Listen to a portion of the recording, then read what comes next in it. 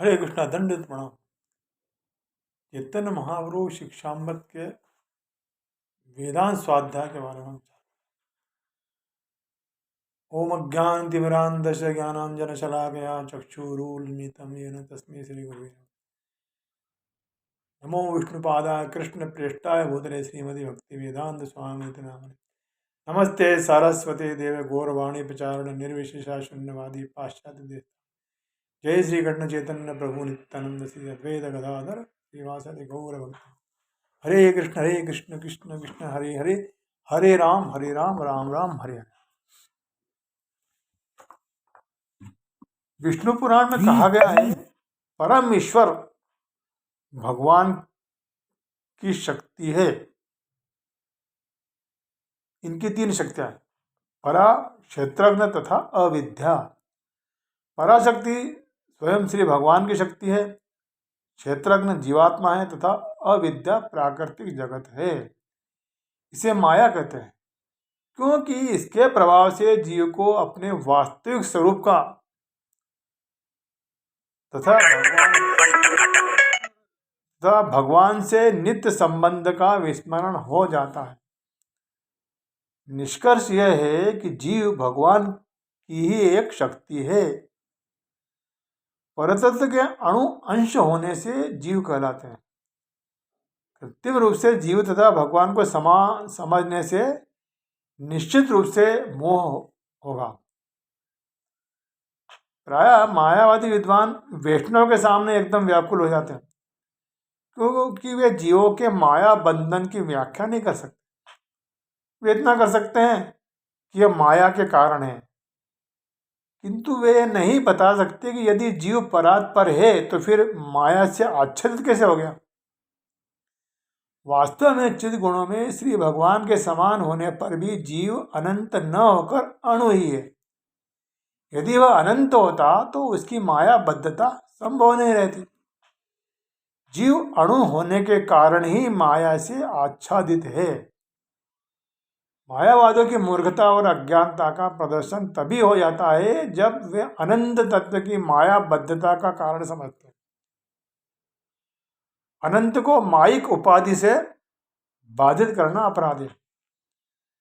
शंकराचार्य ने भगवान को अपने मायावाद से प्रच्छन्न करने का प्रयत्न अवश्य किया, किंतु वे तो केवल भगवान की आज्ञा का पालन करते हैं। यह स्मरणीय है कि उनकी शिक्षा तात्कालिक आवश्यकता थी, शाश्वत सत्य नहीं है।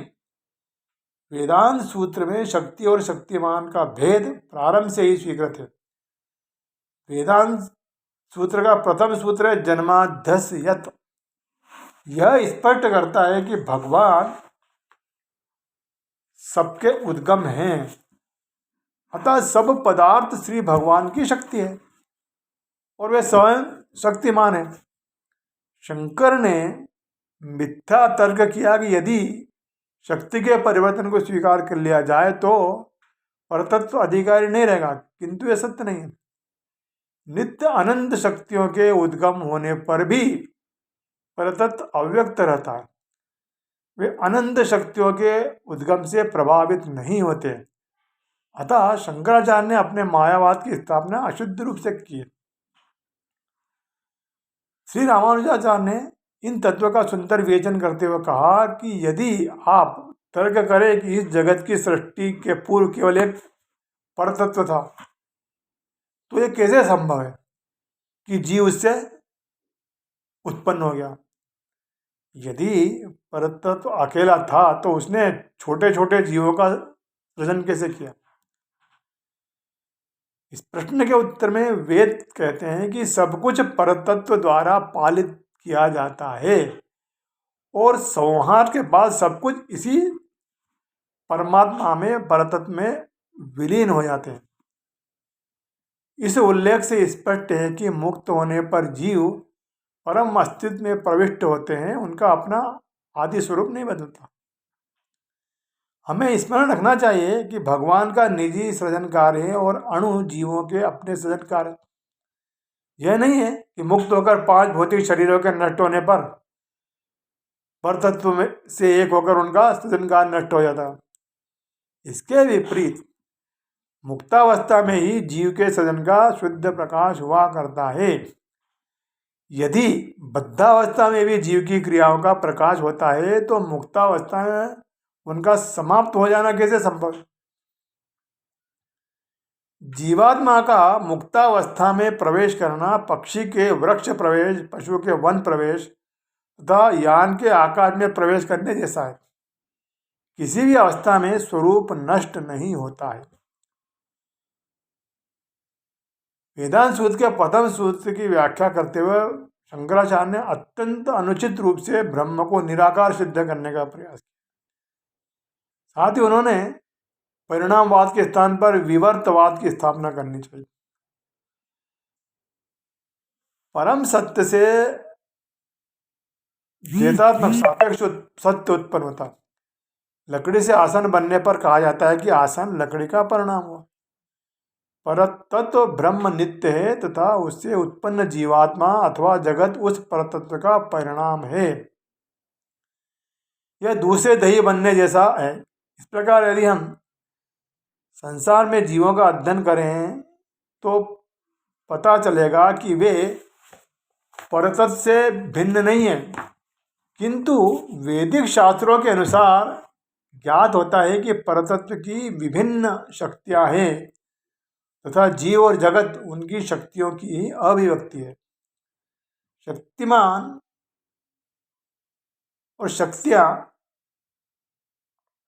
अलग अलग नहीं है, अतः जीव तथा जगत परतत्व के अंश अविभाज्य सत्य है।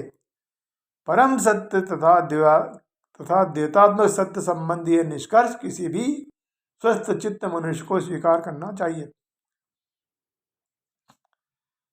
तैत्तिरीय उपनिषद में कहा गया है, यतो वा इमानि भूतानि जायन्ते।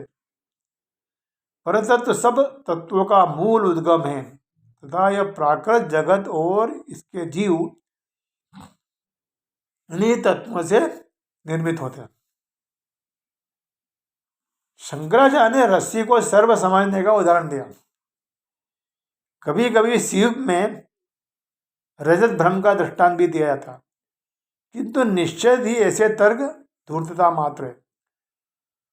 मांडुक्योपनिषद में कहा गया है कि रस्सी में सर्प तथा सीप में चांदी का भ्रम आदि उदाहरणों के विभिन्न उपयोग हैं। इन्हें निम्नलिखित प्रकार से समझा जा सकता है।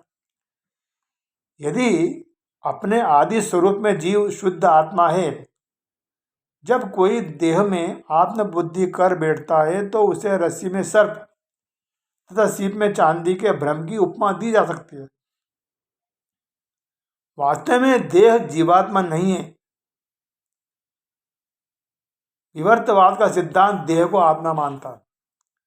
प्रत्येक बद्ध जीव निश्चित ही इस सिद्धांत से दूषित है।